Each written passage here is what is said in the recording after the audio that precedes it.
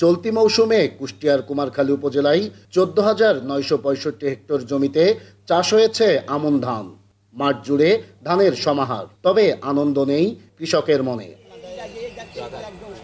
হঠাৎ ধান গাছে চরমভাবে দেখা দিয়েছে মাজরা, পাতা মোড়ানো সহ নানা ধরনের পোকার আক্রমণ। কীটনাশক ছিটিয়েও মিলছে না কোনো প্রতিকার। মরে যাচ্ছে ধানের গাছ, দেখা দিয়েছে আশানুরূপ ফলন না পাওয়ার শঙ্কা। এতে দিশেহারা হাজার হাজার কৃষক। ধানের অবস্থায় যে একদম পচা লাগে, একদম নষ্ট হয়ে গেছে, যে একার পাখির বাসা হয়ে গেছে। কি করব কোন দেখি, এই ধান না হলে খাবো কি? এমন পোকা লাগেছে, মাজরা পোকা, তারপর কারেন্ট পোকা, যে সাদা পাতা সাদা করে ফেলে জ্বলানি পোকা, একদম ধানের অবস্থা খারাপ। ওষুধ ঢাকাত বিঘেতে 900-1000 টাকা করে দিয়েও আমরা কুল করতে পারলাম না। এক শিশি ওষুধও কোনোদিন মাগনা পাইনি, কিনেই যা দিই। এখন তো মাঠের অবস্থা শেষ হয়ে গেল। কৃষকদের অভিযোগ, উপসহকারী কৃষি কর্মকর্তারা ঠিকমতো আসেন না মাঠে, দেন না কোনো পরামর্শ, করেন না কোনো সহযোগিতাও। ওষুধ দিচ্ছি, কোনো কাজ হচ্ছে না।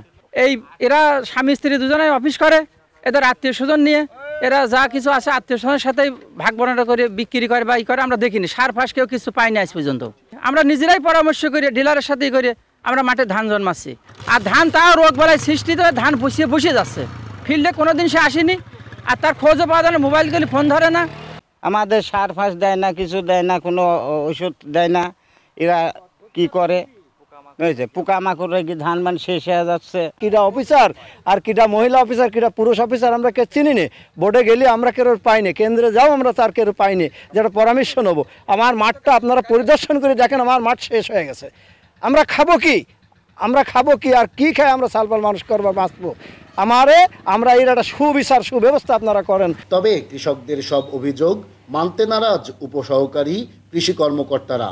আমরা যে কৃষকের পরামর্শ দেব না আর সরকারের বেতন বসে থেকে খাবো, এই স্বপ্নই তো দেখি না। আমরা সর্বোচ্চ প্রচেষ্টা করে নিয়ম মেনটেন করে এইটার কোনো সত্যতা প্রমাণ করলে কেউ পাবে না।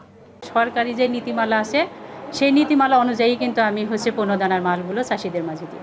বর্তমানে দণ্ডমান যে ফসলগুলো আছে, এই ফসলগুলোর বর্তমান পরিস্থিতি কি তার উপরই কিন্তু আমরা দেখাশোনা করছি। ফিল্ডে যদি কোনো চাষি বলে যে ফিল্ডে আসেন, এখানে আসেন, সেখানে যাই। আমরা পরিষদে কিছু সময় বসি। আমি IPM ট্রেনার। আমার উপজেলাতে যদি কোনো জায়গায় কৃষক প্রশিক্ষণ হয়, সেখানে আমি যাই, সেখানে প্রশিক্ষণ চালাই। তখন আমি এখানে আসি না।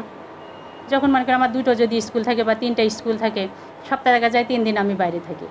হয়তো একদিন আমি উপজেলাতে থাকলাম, আমি পরিষদে বা আমি ফিল্ডে 1-2 দিন ঘুরলাম। এদিকে উপসহকারী কৃষি কর্মকর্তাদের বিরুদ্ধে কৃষি সম্প্রসারণ অধিদপ্তরে অভিযোগও দিয়েছেন ভুক্তভোগী কৃষকেরা। তবে বিষয়টি নিয়ে ক্যামেরার সামনে কোনো মন্তব্য করতে নারাজ উপপরিচালক। না, আপনি যদি সবকিছুই প্রতিবেদন আগে মিডিয়াতে চলে যায়, তাহলে নিয়ম ঠিক হলো না, বুঝলেন? যে বিষয়টা বিচারাধীন আছে, আর মিডিয়া যদি একটা ওইটাকে নিয়ে আবার ধরে যদি আলাদা একটা ট্রায়ালের মতো হয়ে যায়, এটা আপনি বুঝেন। যদি এখান থেকে বিচার না হয়, তখন আপনি করতে পারেন। সেনসিটিভ বিষয়গুলো আমরা তাদেরকে সময় দিতে হবে। কৃষি কর্মকর্তাদের বিরুদ্ধে কৃষকদের অভিযোগের বিষয়টি খতিয়ে দেখে জড়িতদের বিরুদ্ধে ব্যবস্থা নেওয়ার দাবি ভুক্তভোগী আমন চাষিদের। নাহিদ হাসান তিতাস, দেশ টিভি, কুষ্টিয়া।